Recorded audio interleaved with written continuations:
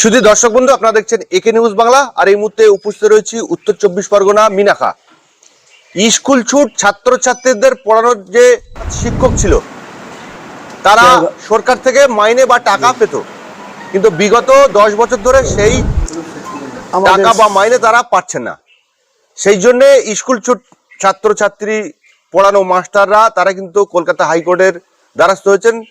সংগঠনের general secretary, সাধারণ সম্পাদক তিনি রয়েছেন, এবং আরো বেশ কিছু স্কুল ছুট ছাত্রছাত্রী পড়ানো মাস্টার যারা মাইনে পাচ্ছে না বিগত 10 বছর ধরে, তারা সরকারের কাছে কি আবেদন করছেন এবং আইনেরও সাহায্য নিচ্ছেন, তাদের কি বক্তব্য শোনাবো আপনাদের।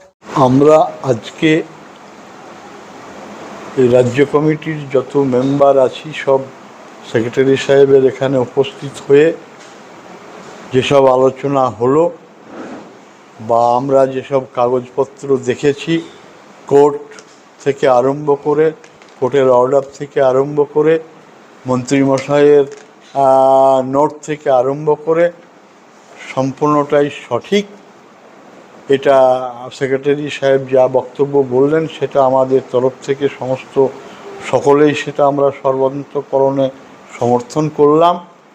উনি যাতে তাড়াতাড়ি ভায়া কোর্ট এই সিদ্ধান্তটা ফাইনাল নেন, তার জন্য আমরা সেক্রেটারি সাহেবকে সকলে আরও অনুরোধ করলাম। আমাদের সংগঠনের পক্ষ থেকে আমরা যে কথাগুলি শুনলাম এবং আমাদের সম্পাদক মহাশয়ের কাছ থেকে, তাকে আমরা সাধুবাদ জানাই। আমরা কোর্টের মাধ্যমে গিয়ে আমাদের ন্যায্য পাওনাটা যেন তাড়াতাড়ি পাই, তার জন্য আমরা সম্পাদক মহাশয়কে দ্রুত তাড়াতাড়ি করার জন্য আবেদন করছি। আজকে আমাদের সংগঠনের থেকে আমাদের মহামান্য সেক্রেটারি মহাশয়ের সব পর্যালোচনা শুনে বা কাগজপত্র দেখে আমরা একটা সিদ্ধান্তে পৌঁছতে পারলাম যে সব কিছু কাগজপত্র বা কাজের অগ্রগতি খুব ভালো হচ্ছে এবং আদালতও সেইভাবে মান্যতা দিয়ে যাচ্ছে। আমরা এই সংগঠনের পক্ষ থেকে আশা করব এই প্রক্রিয়াটা যাতে খুব দ্রুতভাবে হয়, তা অনুরোধ করব। আজকে রাজ্য কমিটির একটা চূড়ান্ত সিদ্ধান্ত নেওয়ার জন্য আমরা বসেছিলাম।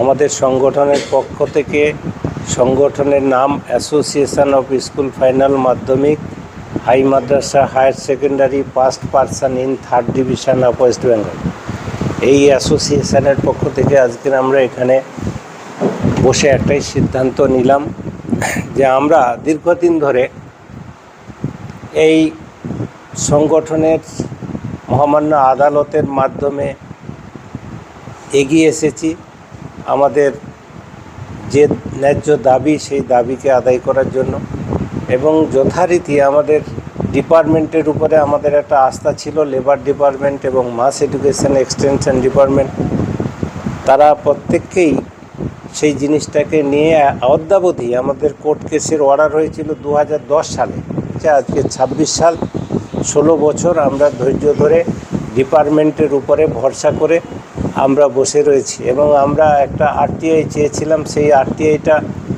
6 মাস আগে আমরা প্রেয়ার করেছিলাম, তারপরে অ্যাপিল করলাম, সেই আরটিআইটা আমরা পেলাম 13/2/2026, 13/2/2026, তাই তো?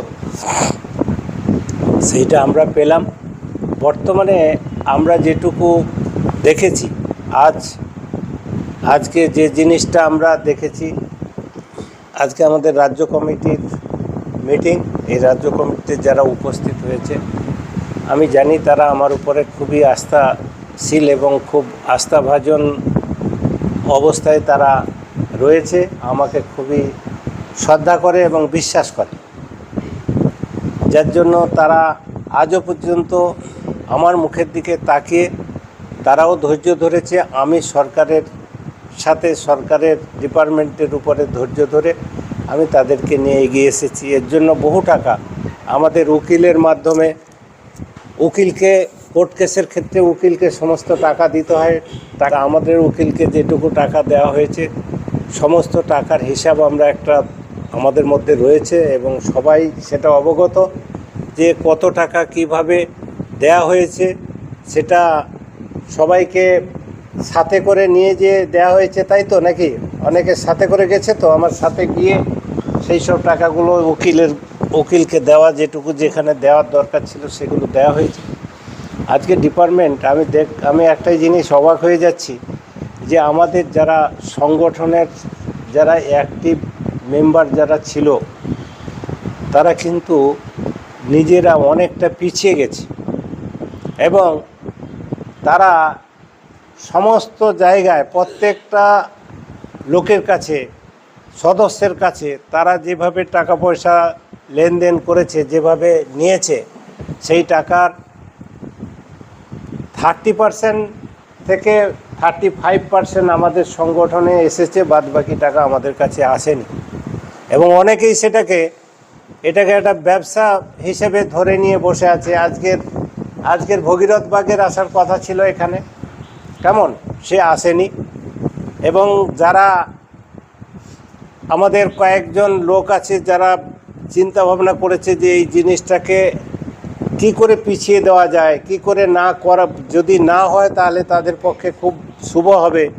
কারণ তারা যেভাবে লোকের কাছে টাকা পয়সা নিয়েছে এবং নিয়ে বলেছে আমরা এটা করে দেবো, আজও পর্যন্ত সেই জিনিস কিন্তু তারা করতে পারেনি। তাদের তো করার কিছু নেই, যেহেতু পিটিশনার আমরা, কেস করেছি আমরা এই ডিপার্টমেন্টের সাথে যোগাযোগ রেখেছি। আমরা যখন যোগাযোগ করছি তারা সেখান থেকে গিয়ে পিছনে সেটাকে বাধা সৃষ্টি করছে যাতে না হয়। এটা যদি না হয় তাহলে তাদের খুবই কাজে লাগবে, কারণ তারা বলতে পারবে যে এটা কোনো কিছু কাজ আমরাই সব কিছু চেষ্টা করছিলাম কিন্তু ওর জন্যই হয়নি, এরকম একটা কিছু বলবে। তো আমি সব কিছু জানি, তার নামও আমার কাছে প্রত্যেকটা লোকেরই নাম আছে, নাম আজকের আমি উজ্জ্বল রেখেই বলছি। শেষ পর্যন্ত আমি একটাই চিন্তাভাবনা করেছি, আমাকে মাননীয় মন্ত্রী মহাশয় বলেছেন যে তুমি এটা নিয়ে মহামান্য আদালতে যে রায়টা তোমরা পেয়েছিলে আর একবার এটাকে তোলার কথা বলেছেন, কোর্টের মাধ্যমে নাও, এই কথা বলেছেন। তাই আজকে আমি রাজ্য কমিটির সবাই মিলে বসে একটা সিদ্ধান্ত গ্রহণ করলাম, তাই তো নাকি? একটা সিদ্ধান্ত গ্রহণ করলাম যে আমরা কোর্টে আগামী দিন এটা মেনশন করব এবং কোর্টের মাধ্যমে আমাদের একটা লিস্ট সাবমিট করে সেটাকে বের করে নিয়ে আসার জন্য আমরা চেষ্টা করব। এবং আমাদের যা পরিস্থিতি আছে এই পর্যন্ত আমরা আরটিআইয়ের মাধ্যমে প্রত্যেকটা মাস এডুকেশান, লেবার ডিপার্টমেন্ট, দুটো ডিপার্টমেন্টের কাছ থেকে আমরা আরটিআইয়ের মাধ্যমে যেটুকু পেয়েছি, যে পেপার পেয়েছি, সে পেপারে আমাদের এক বিন্দু কোথাও সরানোর কোনো জায়গা নেই, সরাতেও পারবেন না। হ্যাঁ, আমাদের দিতেই হবে।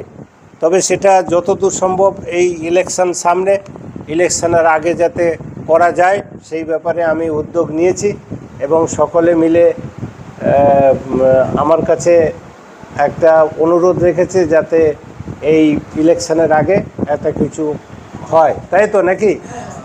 সেইভাবে আজকের আমরা সিদ্ধান্ত নিলাম এবং পরবর্তীতে এ বিষয়ে আরও বিস্তারিত যারা অন্যায়ের সঙ্গে যুক্ত প্রত্যেকের জন্য আমি কিন্তু তুলে ধরব। আমি যদি অন্যায় করে থাকি তাহলে আমাকেও ধরা হোক, আমার শাস্তি হোক, আমি শাস্তি পেতে রাজি আছি।